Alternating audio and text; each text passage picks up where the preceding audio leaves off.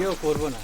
এই যে একটা বাংলাদেশি ভাই মাছ মশলা দিয়ে গোশের মতন একসাথে পাকাচ্ছে। আমরা আজকে রান্না করছি চিকেন আলু, কিন্তু এই যে বাংলাদেশি ভাইটা রান্না করছে ভাই মাছ আর টমেটো একসাথে দিয়ে নাড়ছে গোশের মতন। ভাইটা হলো এই ভাই, একটু মুখটা দেখিয়ে দাও। এই যে ভাইটা, এই ভাইটা, এই যে আমি ভেবেছিলাম এই ভিডিও করব না, মানে বাধ্য, আমাকে ভিডিও করতে বাধ্য করে দিল ভাই।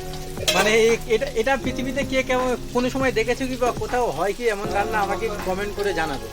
যে মাছ পেঁয়াজ দিয়ে মশলা দিয়ে এই ভাইটা যে রান্না করছে। আপনি কোথাকার? চিটাঙ্গার মানুষ? বাংলাদেশে চিটাঙ্গায় বাড়ি।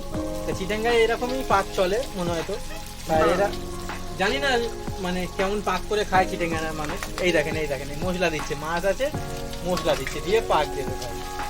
কি মানুষ ভাই, যে এইভাবে মাছ রান্না করে আমি দুনিয়ায় পৃথিবীতে দেখিনি ভাই। এই প্রথম দেখলাম যে মশলা বানিয়ে মাছ দিয়ে দেয়, কাঁচা মাছ, কাঁচা মাছ দিয়ে গোশের মতন নাড়ছে ভাই। এই যে মানুষটা দেখো, এই যে মানুষ, এই ভাই এদিকে একবার দেখাও, এদিকে একবার মুখটা দেখিয়ে দাও ভাই। ভাই দেখো কি অবস্থা, আমি কি বলবো আর।